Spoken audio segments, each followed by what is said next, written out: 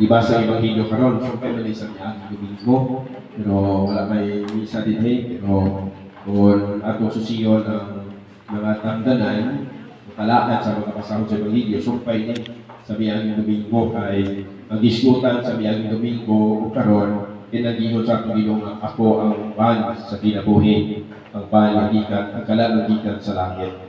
Karon panahon na kay dakan ato may isuon nga conscious tayo sa atong kaon, di ba? Ay masayo kita nga ang ato ra bang kikaon dunay dako nga kalabigitan sa atong panglawas. So conscious kita kaayo ug wa tuit.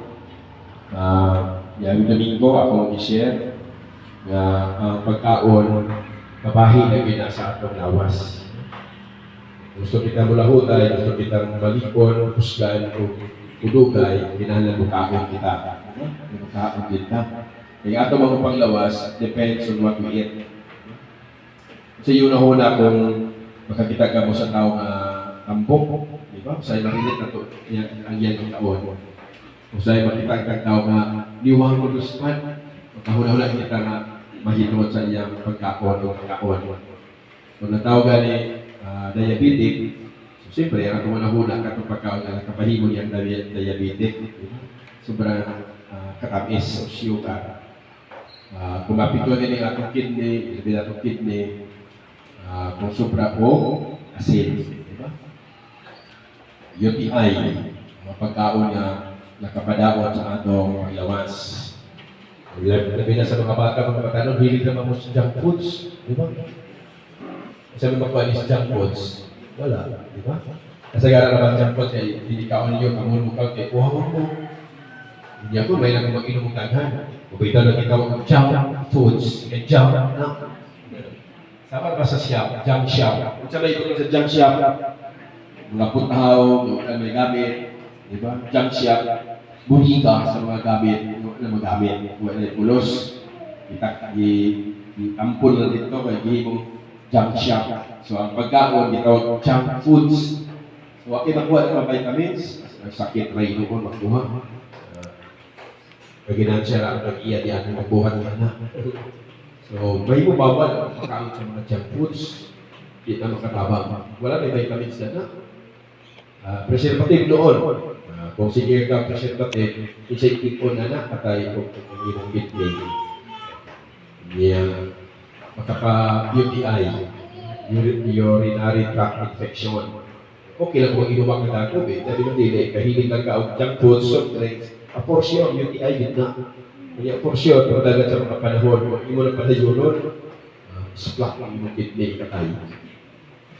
So, ang pagkaon, ano na ay apekto sa atong physical conditions. Kaya matod pa sa panuntion, we are what we eat, and we become what we eat.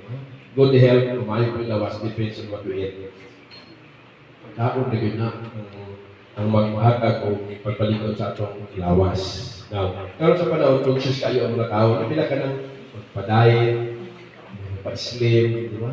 Gawa sa regular exercise, zumba, yoga, regular exercise, jogging, part of our mayo panglawas, ang ato ng pagkaon. Pagkaon, magyod. Ang ato pagkaon, makaapekta sa atong physical conditions. Di ta malibot na ang kinabuhi dili ang lawas. Lawas o kalag. Kung sa mga lawas na wala si kalag. Na-conscious naman kita kayo sa atong paglawas. Pag-beautify kita, mag-ampi kita, pagkaon na puno sa vitamins, minerals, exercise. Yeah, very conscious kita sa atong paglawas. Pwede na ito conscious kita sa atong kalag. Kung sa'yo naman ang tao kay conscious siya sa iyang paglawas. Fit and well. Fit and well. Exercise. Lord, pagkakita ng mga pagkain. Nabi natin panahon sa pandemya, di ba? Sa COVID, after sa COVID, hindi na-conscious ng mga tao sa pagkaon. Na kinahanglan, mapalikod sa immune system bitaw, hindi kita dali masakit, matakdat sa sakit, kung matakbuyan sa sakit. So, we try to control disiplina sa pagkaon. Ibang kapita sa lawas. So, kung conscious kita sa atong lawas, kung hindi mo kita conscious sa atong kalag, muna problema. Kasi sobra na itong pagkatiba sa atong lawas, katulog isakto 7 to 8 hours, katulog 7 to 8 pa, baso, pag-inos tubig, Sa itong kapagkaon, gusto sa panahon sa pagpangaon, di man di na kita basta-basta kaon, ano rin panahon sa pagpangaon. Gusto kapag pagpangaon, kaya man tutiyan, pura magaling makina, o galingan, magulat siya sa adlaw, oras ay yung pagpangaon, o paggaling. Muna nga, adunay na mga sakit, usahay, magabot kita sa mga acid reflux, asmo, kay dili gusto ang oras sa pagpangaon, magiulak sa inyong tiyan. Diba? Muna apektado ang atong panglawas. So, adunay tama kung gusto oras sa pagpangaon. So, kung conscious kita sa atong lawas, maligo kita, kaon kita, magkikitagdatas, magkikit kita sa makalaot sa lawas, conscious kita kayo kita sa atong lawas, kapangutan na kita conscious sa atong kalag. Yes. Diba? Ang kalag na kasi yung pagkaon. Di man yung kinabuhi, hindi lawas lang. Ang kinabuhi, ang dunay duha ka bahin. Kung saan bahin sa kinabuhi, lawas o kalag. Bahala walay lawas, dunay kalag. Ikatong lawas, maukato lang usahay at nag-aakiman malimtan na ito ang kalag. Di na ba maglihong ng lawas na wala si kalag. Kaya kung wala na si kalag, sama na kalag ay taro ni Pijoy. Pijoy, di ba? May gawas, may buwang ang kalag. Ang atong gidala gahapon dito sa ibisahan nato sa gidala cemetery, pati lawas ang banto ni Pijoy. Mary Joy. Mary Joy, wala naman na iyang kalag. Na usahay man kita sa atong lawas, kung sa'y malibot kita sa atong kalag. Muna nagpasabot sa Ginoo, ako ang pan sa kinabuhi. Pan sa kinabuhi, kalandon sa kinabuhi. Kinabuhi man yung iyon, mo sa ngayon, ako ang kalandon sa lawas. Sa ito, kapag niya kalandon sa kinabuhi, lawas o kalag. Kung sa'yo atong konsentrasyon, naka sa lawas, na malibot na kita sa kalag. Diba? Pag-unsa man ang kampo kalawas, normal doon sa kalag. Batul ba nila, lawang ako naging lawas, kuya-kuya. Pero ang kalag, mandobres, luspan. Muna nga, kasagaran na sa itong sakit, dili na ito sa bakteriya, infection, o sa kaluya sa espiritu. Kaluya sa espiritu. Kasi, siyempre, masabda mo lang ang infection. Infection, hilanat, ubot, trangkaso, sa panaguban, sa init sa panahon, sa kabugnaw, kanuhon, acid reflux, ato na masabtan, kay pag-apektado na ng lawas. Ba't ako pagkalag? Nagluya ang kalag. Kung ikaw naman pamisa na din eh, kasi hindi na, pamisa sa Kalag. kalag. Nakadong kumbudihan ng pamisa sa lawas. Pamisa sa patay lawas ni Mary Joy. Wala. Ang pamisa sa kalag ni Mary Joy. Sige nini, pamisa sa mga kalag, mga pahanundan, Alejandra, mga kalag na iyon. Wala pag yun din pahanundan sa lawas ni Alejandra, Eduardo, dili lawas, kalag. So, napasabot, na kinahanglan adunay haom o uyon na pagkaon na para sa kalag. If we are conscious sa atong lawas, try to be conscious about your kalag. Di ba ni, nakusbon na, di ba na makalihok, wala puro si lawas kung wala si kalag. Patay, mura ka mo nagpatay. Si lawas, di ba? Si lawas, matugta o malata. Pila ka tuwing karon, ito si Mary Joy, wala na.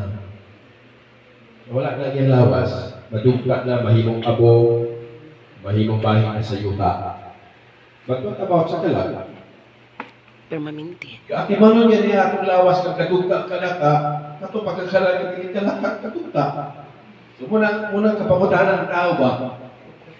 Murag konflikto sa hula-hula o konsepto sa tao ba? Prinsipyo niya. Gati manon gani ang lawas na madugta o malata, katulong kalag at hindi malata o madugta, hindi niya kalagaan ng panahon hinayon. Amen. Amen. Hindi pagka mo matikot niya na naya naman nagkataranta kung kapit na kita kamatay. Amen. Diba, yan nagkataranta nagdusudo-dusudo na yun. Ano yan, kalunod na, kaya misa sa patay, siya kaandang gabi na, tapos, Rita Diaz, kalag-kalag, death anniversary, pagpila katuloy, wala na, malimtan na. Wala na yun. So, muna ang Ebanghelyo karon nag-isip na sa pagkaon sa kinabuhi. Kinabuhi ang iingon sa Ginoo. Iyan sa may dito nga na sa iyong pagkaon sa kinabuhi, yun siya kinabuhi kanayon. Diba? Kinabuhi kanayon. Ato mag-una-una, usa sa mga desire ako pangandoy sa kinabuhi itong life magyud na, di ba? Wa pa dinag ang po Ginoo tagay kumubo ng kinabuhi. Di ba? Pagkat pa sa mga istoryang inatubag, bala na bubo ang lawas, magtaas sa kinabuhi. Pagkunsa man ang taas ang lawas, magbubo ang kinabuhi. Asaman mo, katong bubo ang lawas, magtaas ang kinabuhi. O katong taas ang kinabuhi, bala bubo ang lawas. Tawa mo ka. Asa man ang wala na pa rin. Mas may itong taas ang kinabuhi, taas ang lawas. Diba? So, Amen. sa conscious kita kahit na kaya gusto kita long life. Lord, tagay ko good health. Lord, tagay ko long life. Pero sa'yo, pamagana kita, kapangayo ka long life ng good health. Pero sa inyong ikawan, o sa inyong disiplina sa inyong lawas. Unang usahay, kontradikt tayo. Kapangayo kita sa Ginoo may lawas, taas na lawas, mayong panglawas. Kung sinita po, gakaw, punta sa pagkaw na makalaot sa lawas, makapamubok sa kinabuhi. Kung ako pa'y Ginoo, pangayo sa taas ng kinabuhi, kung ikaw niyo, pamubok sa kinabuhi. Kapangayo ang maayong panglawas, kung ikaw makalaot sa lawas. Sobra ang nakigabing pilikro, di ba? Excessive is dangerous. O bitaw nito, balance diet. Di ba? Balance lang. Dili sobrang asin, kapara, dili ka sobrang katamis, dili ka sobrang sa katatang.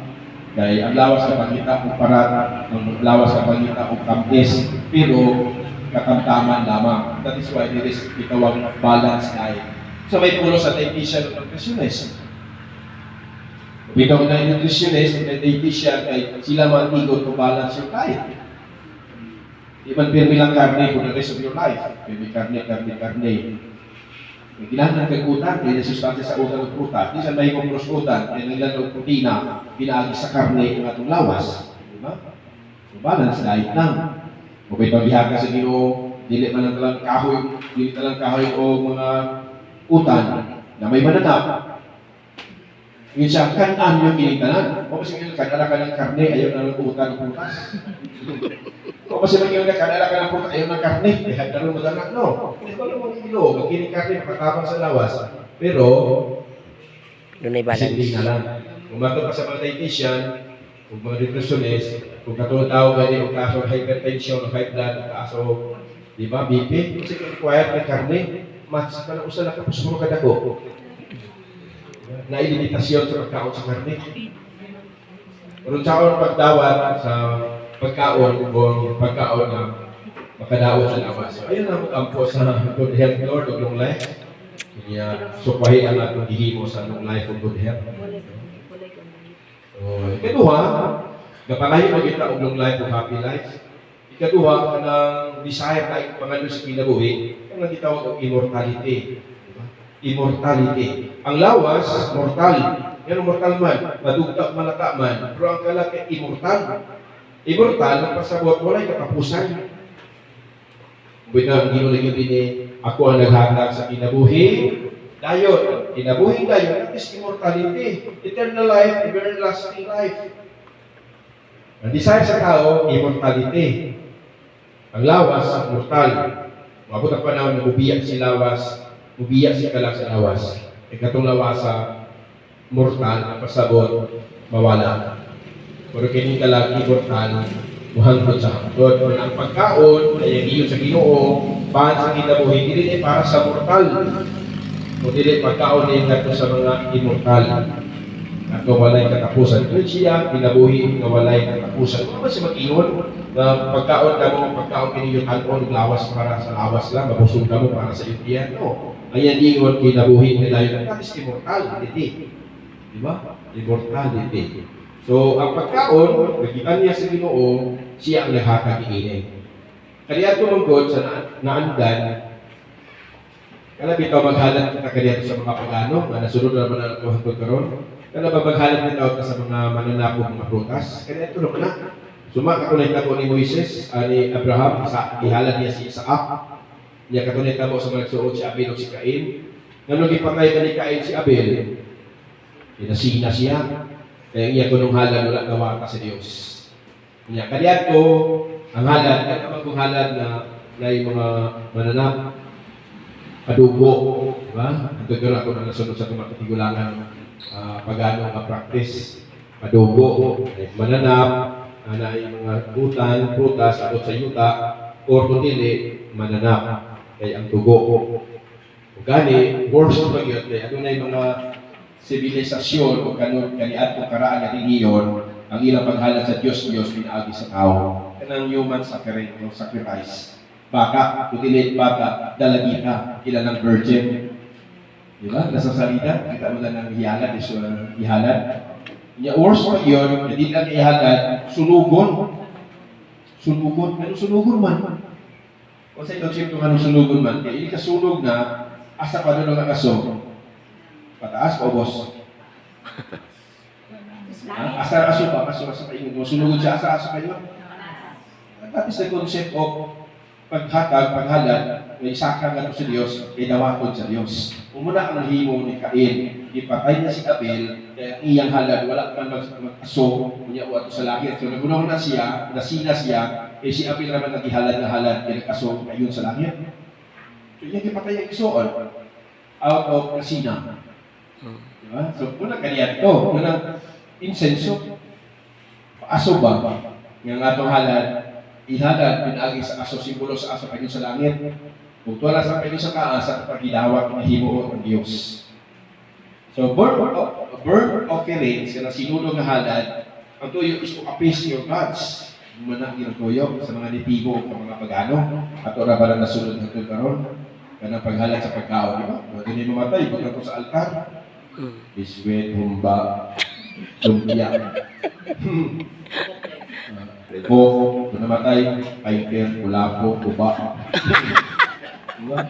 Umagod, atong simeteryo, nakawang simeteryo. Sunis, Suman, Biko, Paitere, Horse, Prince. Kapalay ko si Garillo. Ako rin pa rin, yung paborito. Yan yung gusto. So, nagulang ko maganda, pag pagkaon para siya, kanya pagkaon niya, paano pa yun sa iya pagpanaw. Dili na. Kapag ano ba na pagtulungan, sa pagtulungan ko, we have to give the best. The best. So, dahil, namatay ko. Dili naman. Itong pagkaon. Dili na nakalag naman atong kuwan. Hindi mo na mukha kaya patay naman na kalagay sa mukhaon. Mukha ko, sige ka, magdagabay, pinapuha ko. Ero, mga ero. Iro, ere, ilaga. Mga umigas. Ako nagkalagkalag. Meron ba na po na? Panguha pa may kandila. Ang buwan ka ito, okay? Pagtalikos ka kaya, ibira rin mo ng wax. Diba? Muna na ako. Andi ito, mabag na kahapon karon. Assignment na mag-mas kalag-kalag, mga maestra o project floor wax. Dito sa kalag-kalag, sa cemetery, mga taga nila na mag-responso. Pagtalikod sa pag-iya, paon na mong kadila, ano din yung tigo mo na yung pahumog, ipalingit. Himo na siya floor wax. Muna, watangan lang. Ito pagkaon, sa kalag-kalag, panahon sa Lanzones. So, dito sa Patyon, sa luma, na ikot lang dito na mga uhot-uhot nga Lanzones. Sa likod, ako nang kuha. Karong biko, suman, ako pala kuha ng fighter ko na po. Pagkabalik, kasi naman, tinapos sa ginawa ng halad, ang kaon, sa namatay, dito ang kaon ng patay nawas ko eh. Ang patay lang ko naman dito, kaon naman sa anay, o ulod. Diba? Kalag. Magkano naman ang naandan ako na sunod sa katigulangan. That's the concept of offerings. Pero, ang kasama sa ginong offerings, yan na mismo. Ako ang halal, ako ang biktima, ako ang ihalal. Diba? So, di nakilala ng atong prutas, ay tungkol sa altar, sunugon, ang dugo sa mananap, dugo sa bata, o dugo sa babae, ihalal sa Ginoo, sa Diyos. Mahimot siya. Ang dugo ka ihalal, dugo na ni Kristo. Kaya siya nag-ingon, ako ang halal, ako ang biktima. Ako ang pan. Amen? Amen. That is now, muna ang bagong konsepto sa paghalal. Now, pag-ingon niya nga ako pala no sa kinabuhi, kulay lain siya. Dili ka ito hinalan ng mananapong butang, o mga prutas, o mga kotanon. Ang pan sa kinabuhi, magkaundikan sa langit. Di man niya siya gikan sa langit. Huwag man siya mag-ingon na ako ang pagkaon sa yuta, pagkaon sa yung kanon o paglawas. Langit na yung giingon, sa ato pa rin pagkaon nga intended para sa lawas, pagkaon na kayo tanon. Lahat yung pagkaon intended para sa espiritu, ang lahat pagkaon sa espiritu, yun ang pagkaon gikan sa langit. So, kita man yung pagkaon din sa langit, yun siya, ako. Diba? Ako ang pan. Nagikan sa langit. Amen. So, ginawagay na ko sa kanto sa misa, kay dasa diya, kay kana Pan.